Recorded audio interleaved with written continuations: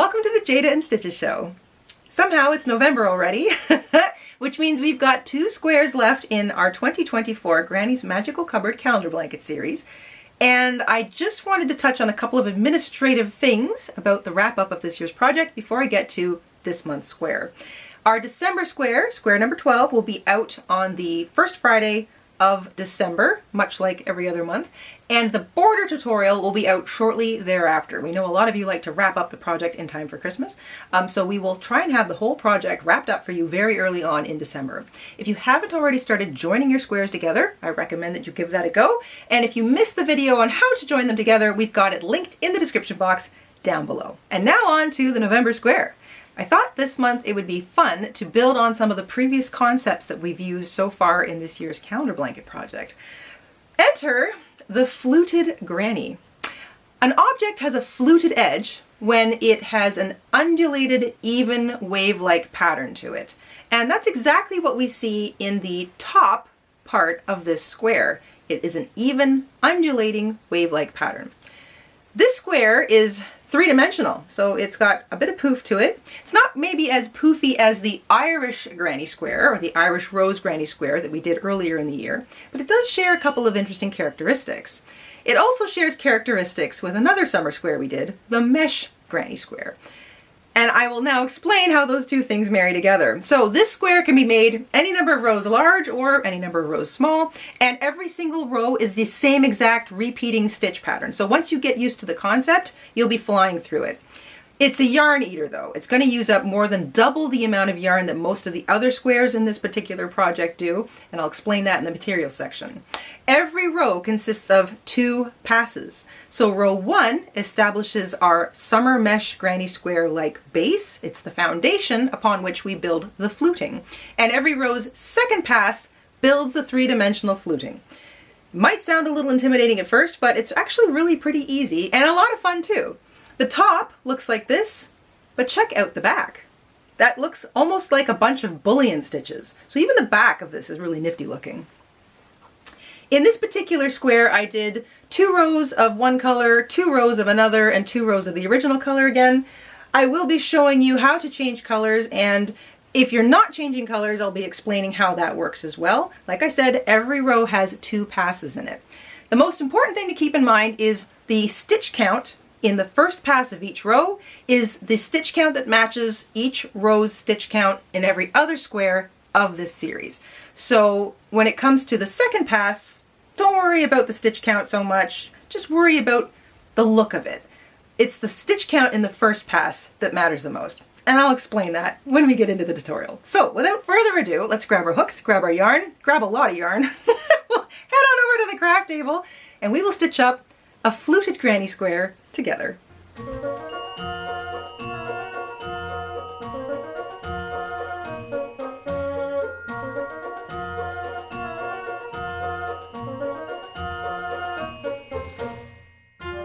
In order to make our fluted granny squares, I'm using the same yarn, hook, and materials that I've been using for each square so far in this series. Size 4, medium weight acrylic yarn, a 5.5mm hook, also known as an eye or a 9, a pair of scissors, yarn needle, 4 stitch markers, excellent for keeping track of your corners, and in terms of how much yarn you need for this square, it's a lot. This is a yarn eater. So a regular 6-row square in this series uses around 40 yards of yarn.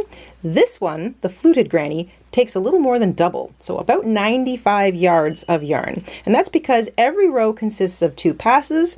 The first pass, which is creating a mesh stitch, and the second pass, which is a whole lot of double crochets, so that we get this nice fluted ruffle that sits straight up and down. So you're going to want a little more than double your usual amount of yarn for each of these squares. And once you've got all that together, we can get started. This square, like many in the series, begins with a slip knot on our hook, and we chain 5,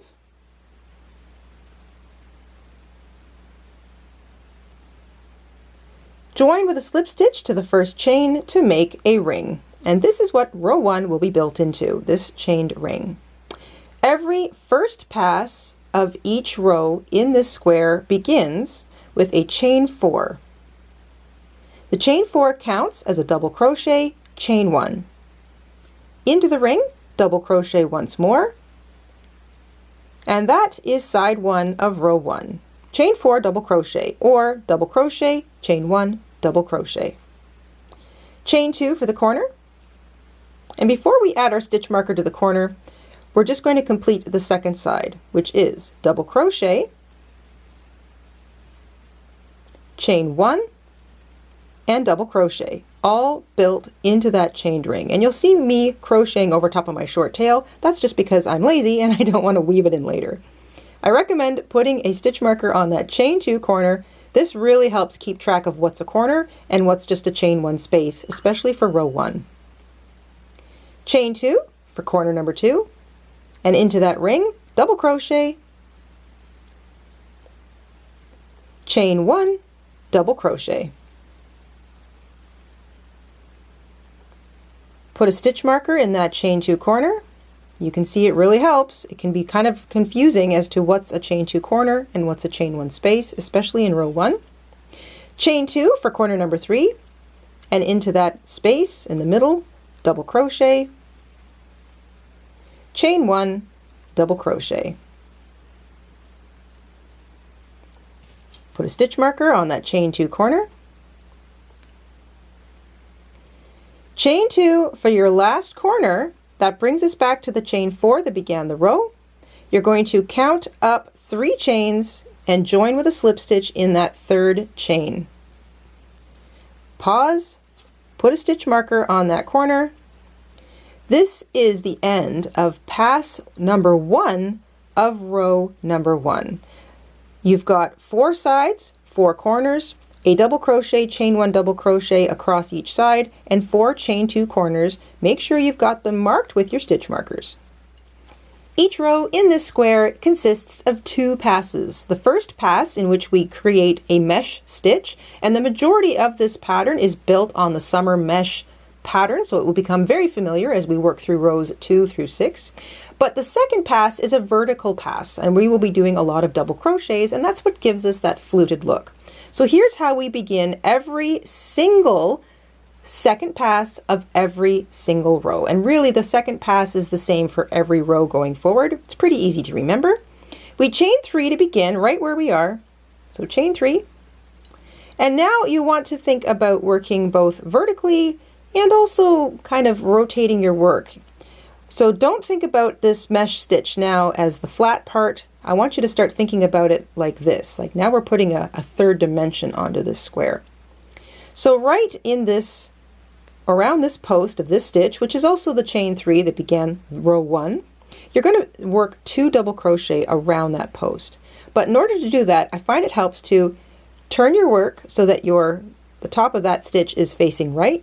This is if you're right-handed. If you're left-handed, you'll probably find it easier to do this.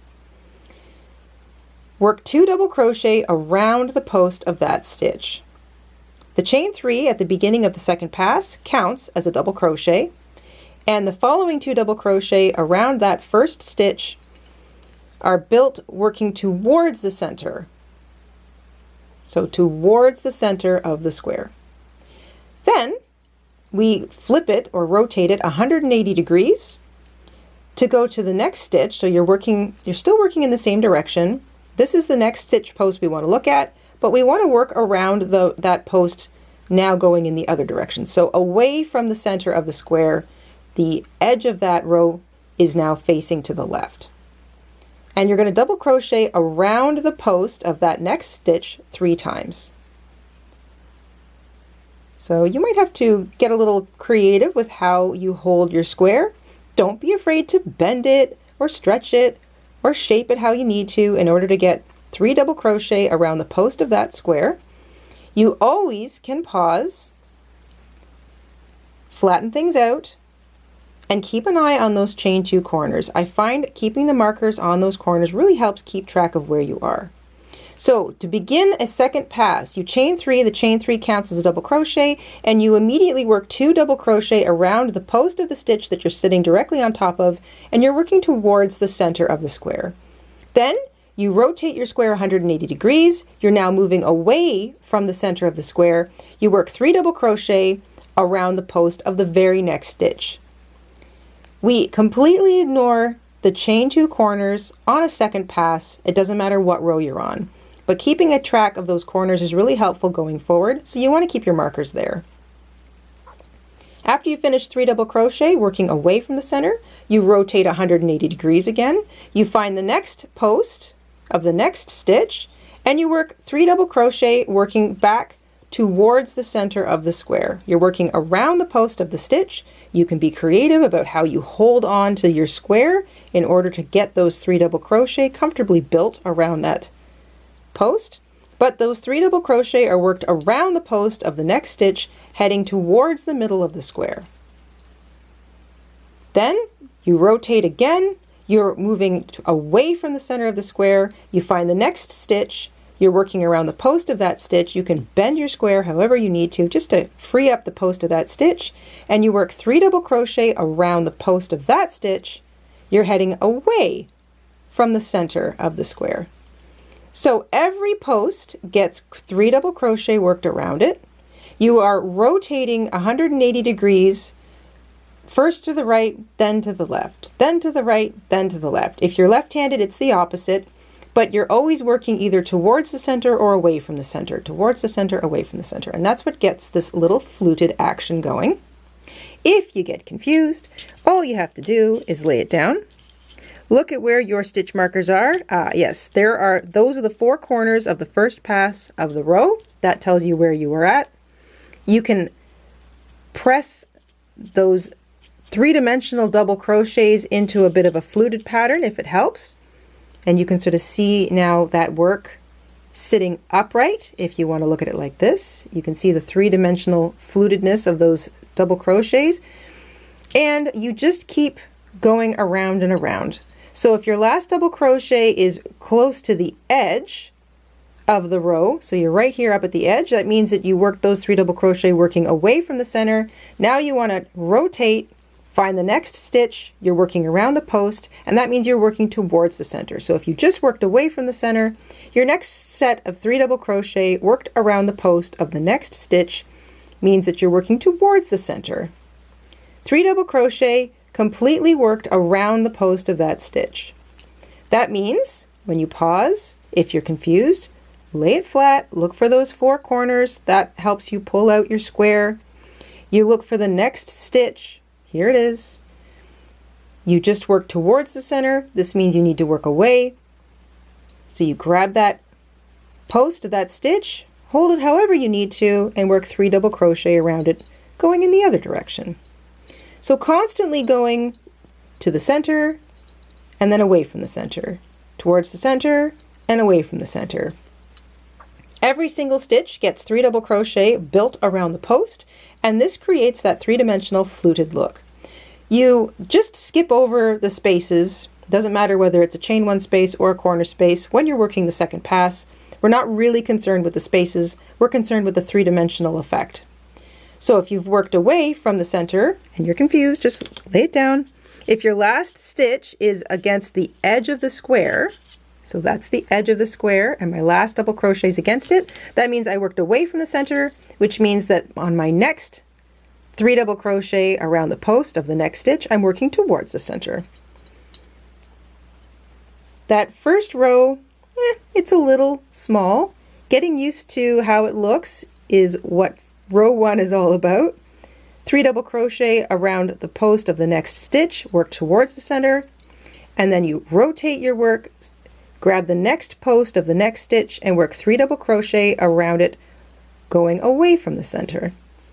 So in and out and in and out. This is like the waves of the ocean. You are going in and then out and then in and then out, and that creates a fluted look. When you've finished the last 3 double crochet around the post of the last stitch, you'll be back to the top of the chain 3 that began the second pass of the row. Find the top of that chain 3 and just slip stitch into it.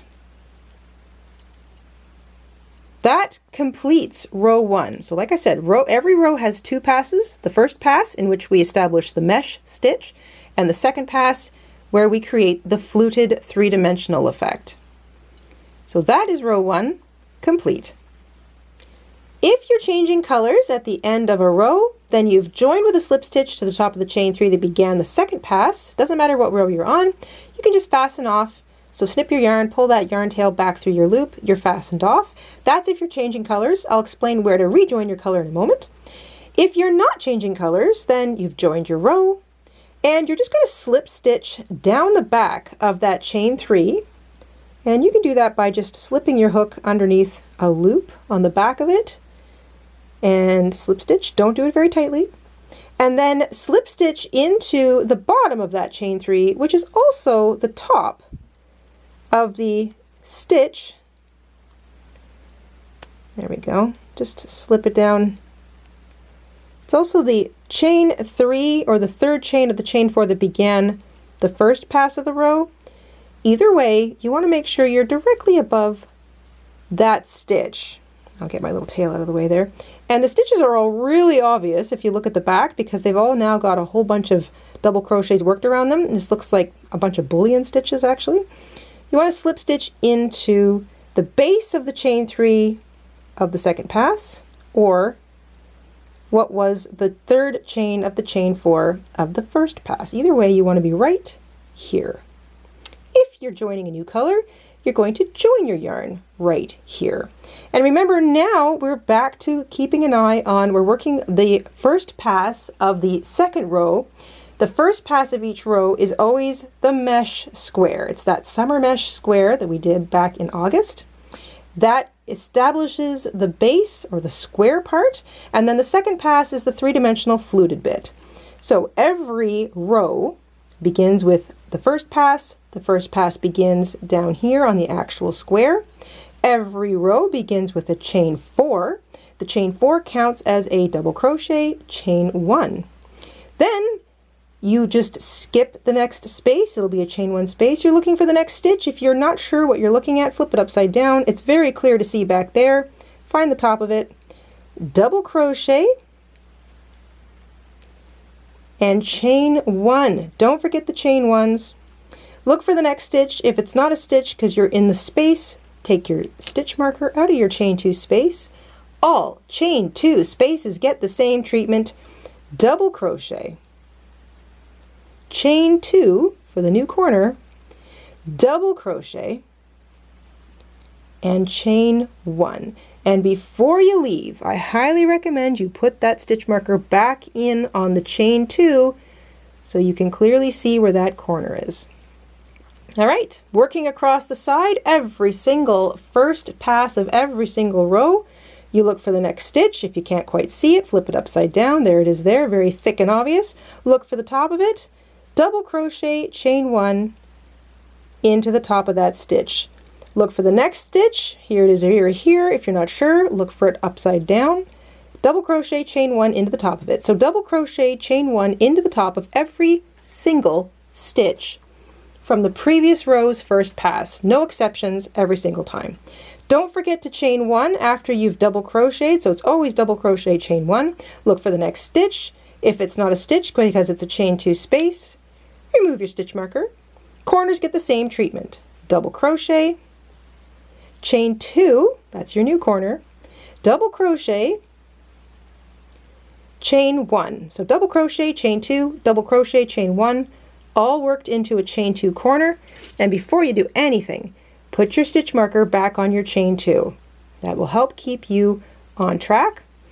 Each side of pass 1 for row 2 will have 4 double crochets and 3 chain 1 spaces in between.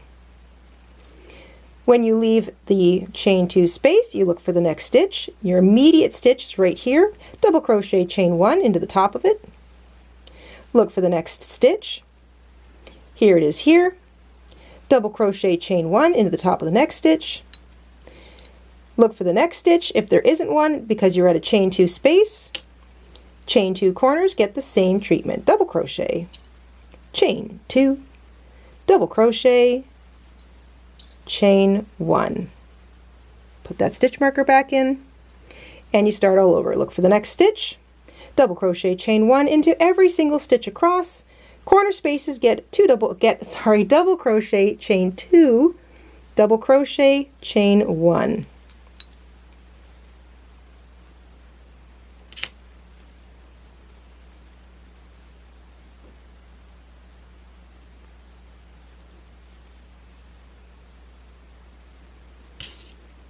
As you finish pass 1 of row number 2, remember the sides all have 4 stitches in them, so here's 1, 2, 3. This is the chain 4 that began the row, so that counts as a double crochet chain 1, and then you've just completed the 4th stitch right here. So you find the top of the chain 3, or the 3rd chain of the chain 4, join with a slip stitch, and that is pass number 1 of row number 2 complete. I like to pull out my 4 corners. You can see the fluted part of row 1 now in nice relief, and you can see the square created by that summer mesh stitch of pass 1 row 2. The bigger this square gets, the easier it becomes. Every single second pass, doesn't matter what row you're on, begins the same way. Chain 3. And you're immediately working double crochets around this post. It's directly below your chain 3, which actually becomes part of your 3-dimensional fluted second pass. 2 double crochet to finish off working around that post. That, of course, had you working towards the center. You're working away from the edge towards the center. To turn the square, rotate it 180 degrees, so you're working now away from the center, back out towards the edge. And you're immediately working around the very next post. So however you need to grab a hold of that post, 3 double crochet around the post. You might find it easier to work on a flat surface. You might find it easier to pinch your square together, just hold on to the actual post. It'll all differ for each of us. The next 3 double crochet worked around the next post, go in the other direction towards the center. Here's the next post. The next 3 double crochet around the next post are worked going away from the center, and so on. Towards the center, away from the center, towards the center, away from the center. Do not skip any double crochet stitches from pass number 1. Every single post gets 3 double crochet, whether it's worked away or towards the center. You're always changing your direction. That is what creates this nice little fluted edge. So 3 double crochet towards the center, 3 double crochet away, towards, away. You're not doing anything in the chain 1 spaces. You're just skipping over top of the chain 2 corners, but you want to leave those stitch markers there because it really does help keep track of those corners. And if you get lost, you can just put the whole thing down, spread it out, and just double check that you haven't missed any stitches. It's easy, you can flip it upside down. You'll see if any of them are missing here. Obviously the ones that have had double crochets worked around them look like a little bullion stitch, and the ones that haven't are kind of skinny. So it's easy to see if you've missed any. If the last double crochet around a post you worked has you at the edge, that means that the next set have you working back towards the center, so you can turn it however you need to, work towards the center. If the last double crochet has you right up against the underside of that row, kind of towards the center, that means that you've got to rotate it and work back out again. And that way you'll stay on track. Grab the stitch to work around the post any way you find comfortable. This will differ a little bit from person to person depending on how we all hold our hooks and our yarn. But either way, you'll find something that's comfortable for you. I find kind of grabbing it and sort of pressing it up so that I can get my hook underneath it really does help.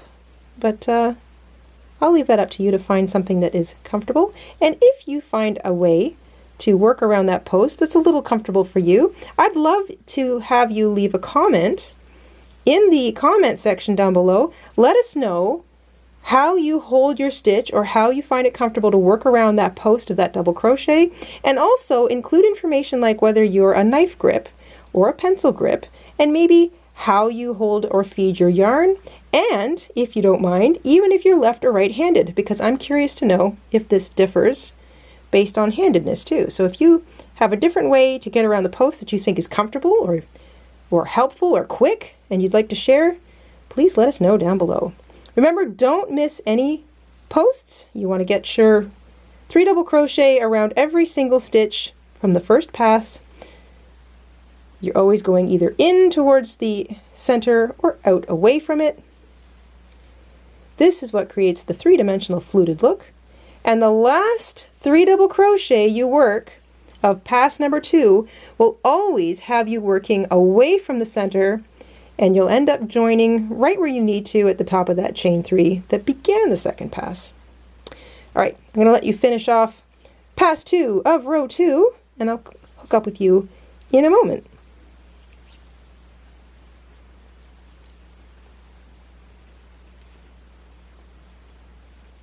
The last double crochet around the post of your last stitch will be away from the center. That sets you up to join your yarn, or I should say join your row, with a slip stitch to the top of the chain 3. And I have neatly run out of a bit of white yarn at the right time. I'm changing colors now, so if you're changing colors, you can fasten off, sort of snip your yarn, fasten off, grab your new color. I'll show you where to join in a second. If you're not changing colors, remember you're slip stitching down the back edge of that chain 3 and into the top of the stitch directly below it, and that's this guy right here, so right into the top of that stitch. And if you're changing colors, you can grab your new color like I'm going to. Before I join my yarn, I think I'm just going to talk stitch counts for a moment. So at the end of row 1, you'll have 8 double crochet stitches in the whole row. That's 2 per side. So let's ignore the chain 1 spaces for now. You'll have 8 in total.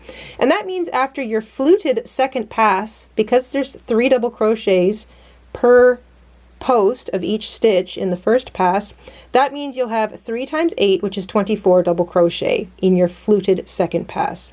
Likewise, in row 2, there's 4 stitches, 4 double crochet per side, which means you've got 16 double crochet in the end of row 1 or row 2 pass number 1, so 16 double crochet. And by the time you've finished working 3 double crochet around each of those stitches, so 3 times 16 is 48. You'll have 48 double crochet in your fluted second pass at the end. But really, because the square is the summer mesh base, and that's the thing we're really focused on, you don't have to worry too much about the fluted double crochet. So if you miss one here or there of the actual 3-dimensional double crochets, don't worry too much. You just want to make sure that you're double crocheting around every single post. And the most important stitch count is still the stitch count in the base square. So it's the stitch count at the end of the first pass of each row that is the most important stitch count to keep in mind. Okay, let's join a second color now. I've got my blue. I'm going to make a slip knot. If you slip stitched down and into the top of this stitch because you're not changing colors, you're right there. If you are changing colors, you're just going to get your hook in top of that stitch, join your yarn with a slip stitch. There we go. I'm going to worry about weaving in my tails later. Every row begins with a chain 4. So row 1, row 2, row 3, etc. The first pass of each row begins with a chain 4. Chain 4 counts as double crochet chain 1. Every single first pass is exactly the same. You're not worrying about chain 1 spaces, you're looking for the next stitch. It's easy to have it camouflaged underneath the fluted stitches of the second pass, so if you get confused, just flip it upside down. Keep looking at the back of the square for reference. I've just chained 4 out of here. There's my next stitch. I'm going to work a double crochet, chain 1 into the top of it. Don't forget your chain 1s. I'm looking for the next stitch. Here it is here. Double crochet, chain 1 into the top of it. I'm looking for the next stitch. Oh, I've come up against a chain 2 corner. That's why these stitch markers are so handy.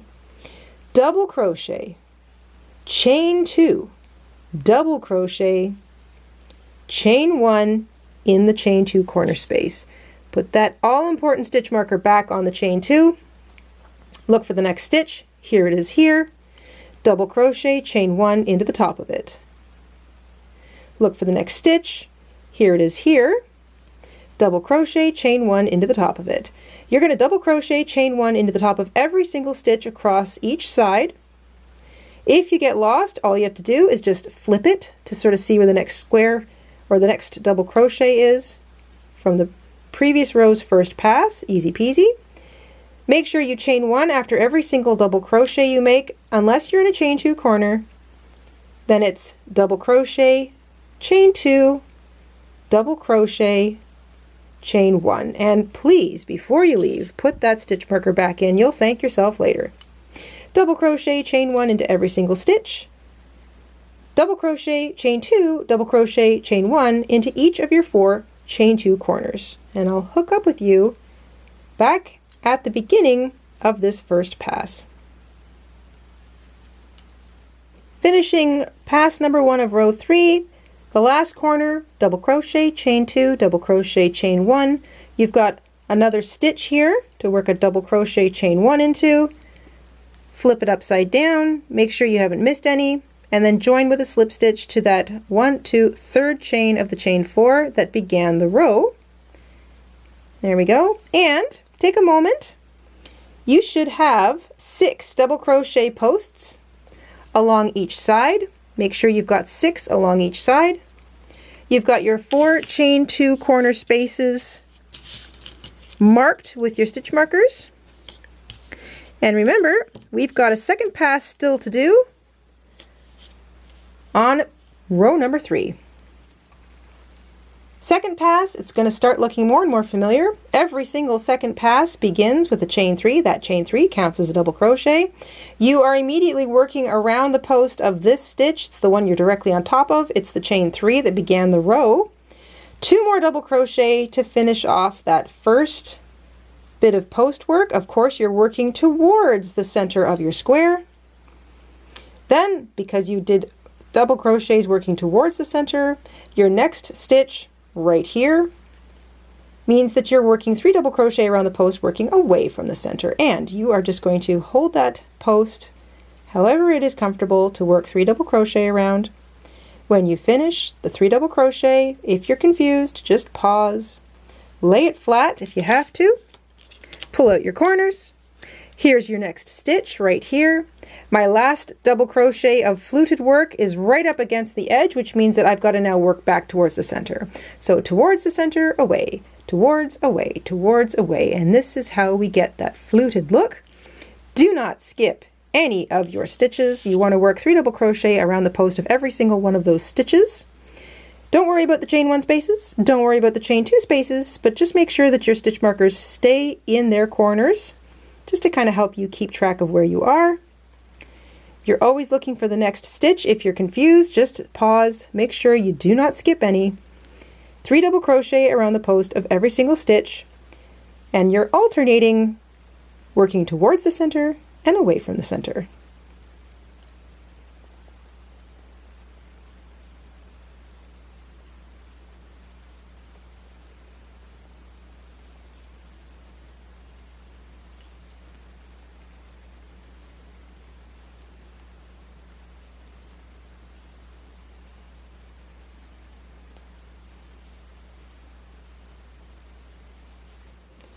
The last 3 double crochet around the post of every single second pass, doesn't matter what row you're on, will be worked away from the center. That lines you up to join with a slip stitch to the top of the chain 3 that began the second pass.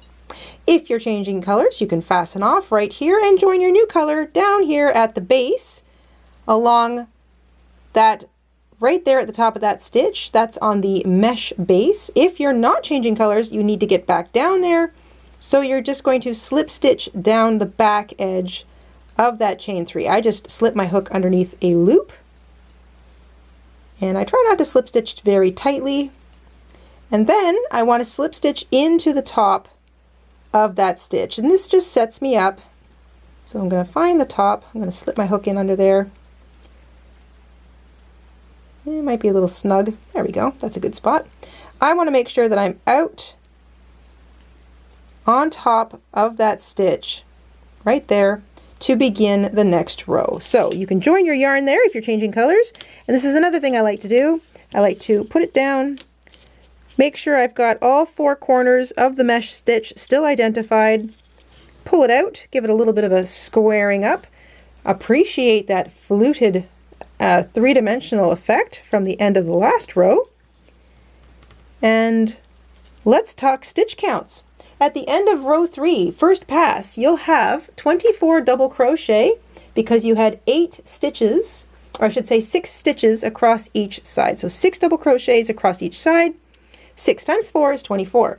Because we had 24 posts, and we worked 3 double crochet around each of them in the second pass. At the end of row 3, pass number 2, you'll have 72 double crochets all the way around. Now that is not as important as making sure that you've got the right stitch count on the mesh base, because that's what keeps us on track moving forward. Every row begins the same way with pass number 1. We chain 4. That chain 4 counts as a double crochet chain 1. That chain 4, if you flip it upside down, is coming out of the top of this stitch. So this one right here, which was also the chain 4 that began the previous row. So right on top of it. You're always in a line. You look for the next stitch. So skip your chain 1 spaces, look for the next stitch. If you're not sure, flip it upside down, and here it is here. You work a double crochet chain 1 into the top of every single stitch along each side. Look for the next stitch, double crochet chain 1 into it. Look for the next stitch, double crochet chain 1 into it. When you run up to a chain 2 corner space, you'll know, because you've got your stitch marker there, handy little stitch marker. All chain 2 corner spaces on the first pass of every row gets the same treatment. Double crochet, chain 2, double crochet, chain 1. I recommend you put your stitch marker back in the chain 2 space immediately before you continue. And then you're just looking for every single stitch across. Remember, you've got 6 to work across. So double crochet chain 1 into the top of each of those 6 stitches across each side. And that is pass number 1 for row 4.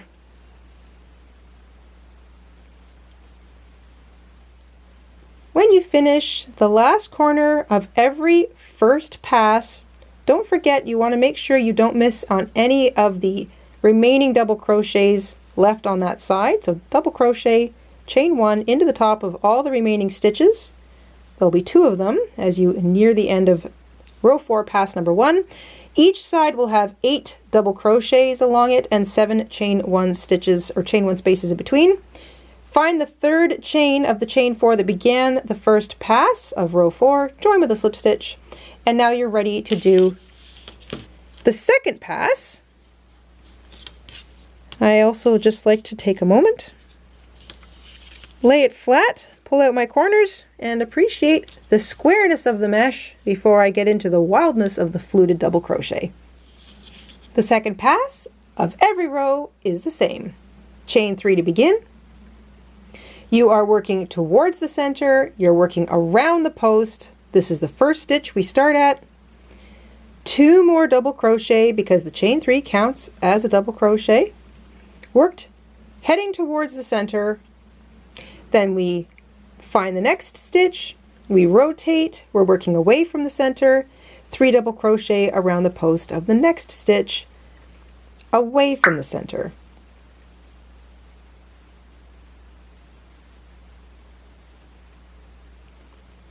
Here's the next stitch, rotate, working towards the center, 3 double crochet around the next post of the next stitch, and so on. 3 double crochet around the post of every single stitch, working towards the center and then away from the center, and then towards the center and then away, and so on, all the way around.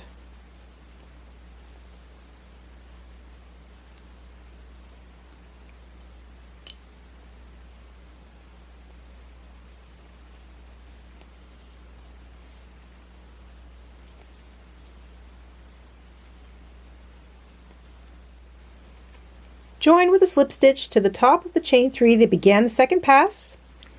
I always like to just pause, lay it flat, find my 4 corners, and as it gets bigger, you might just sort of want to pull out 2 corners at a time, just to make sure you get that nice square still happening on the back. So you have the fluted part up top, but you've got that really cool square effect still happening on the back. If you're changing colors like I am, you can snip your yarn, fasten off, or if you're not changing colors, just slip stitch down the side of that chain 3 right here, slip stitch into the base of it, and that puts you right at the top of that stitch right there, and that will set you up to start row 5. If you're joining a new color, you can put a slip knot on your hook And we're joining our yarn right where everybody who slip stitched is waiting. So right at the base of that chain 3 that began the second pass, or you can look at it like it's the top of that stitch right there.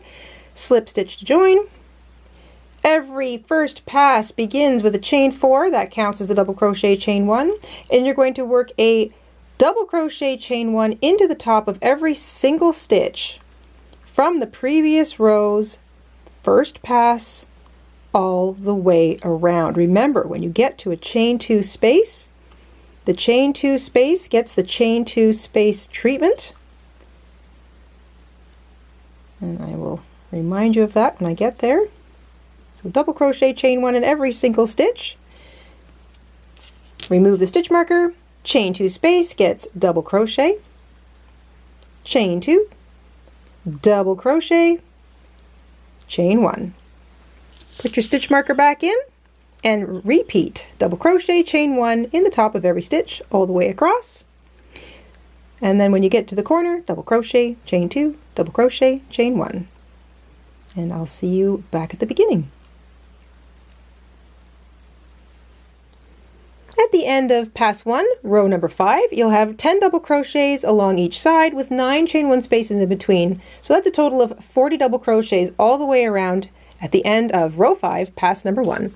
You can now start pass number 2. Chain 3 to begin, that counts as a double crochet. And of course we rotate because we are beginning by working towards the center of the square. 2 double crochet around the post of that first stitch. And you know the rest. It's 3 double crochet around the post of every single stitch. You are constantly rotating. You're working first towards the center of the square and then away from the center of the square. Every single post of each stitch gets 3 double crochets around it. You want to make sure you don't miss any. And at the end of pass number 2, row number 5, you'll have 120 double crochet stitches in that lovely fluted pattern.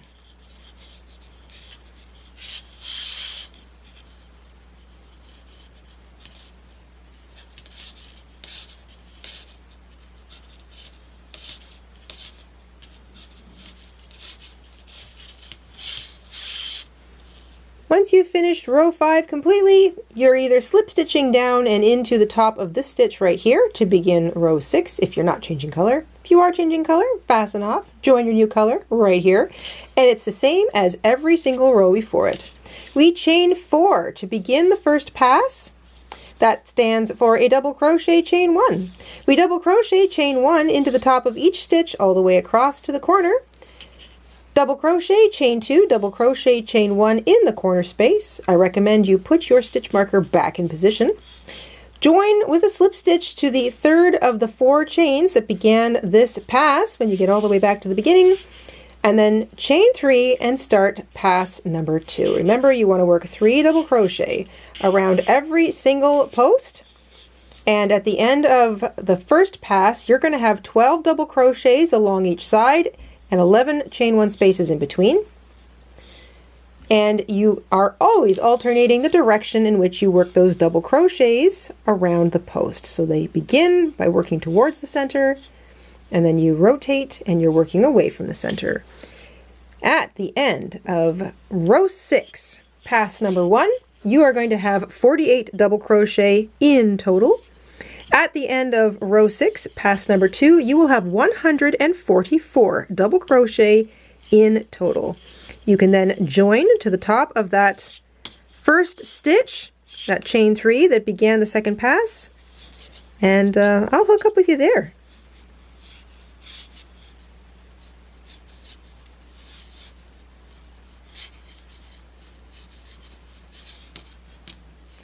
When you're all finished, you're going to join your yarn with a slip stitch at the top of the chain 3 that began the second pass, and you can fasten off and start weaving in all your little tails. This pattern can continue to grow if you want to. Just remember that every row will have a first pass and a second pass. Each side of the row will grow by 2 additional double crochets per row, so that's 8 double crochets in total per row. but 2 per side every time you add a row. And then you are always going to do the exact same thing for your second pass. You're going to work 3 double crochet around the post of every stitch, first heading towards the center, then away, then towards, then away. And that's what gives us that lovely little fluted look. You can remove your stitch markers and check out the back. I'm going to sort of pull out my 4 corners here. And look at that neat pattern that develops on the back too. Such a fun square. The Fluted Granny. I love it. It is cozy, it's ruffly, it's pretty, it's 3-dimensional, but it's also built on a mesh base. So if you're new to 3-dimensional work or post-stitch work, this is a fun project to get used to that on, and I feel like this would make a really fabulous bag. A whole bunch of these together. A real boho, busy looking bag. Really neat. It's a good stash buster too, so if you're looking to create some crazy looking grannies with some of the stash yarn that you've got in your collection, then you might want to try it with this particular pattern. I think that would look kind of cool.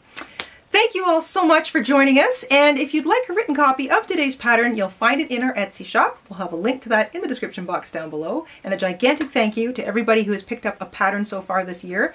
If you are waiting to buy the finished ebook, so every year we try to compile the entire calendar blanket project into a single ebook, we do hope to have that out in December before Christmas. Fingers crossed. With that said, I hope you all have an absolutely wonderful day, a wonderful week, a wonderful weekend. Stay safe and crafty, and we'll see you soon. Bye, guys. Hi, everybody. Mr. InStitches here. Thank you for watching today. Here are some of our other videos you might be interested in. Oh, and don't forget to subscribe.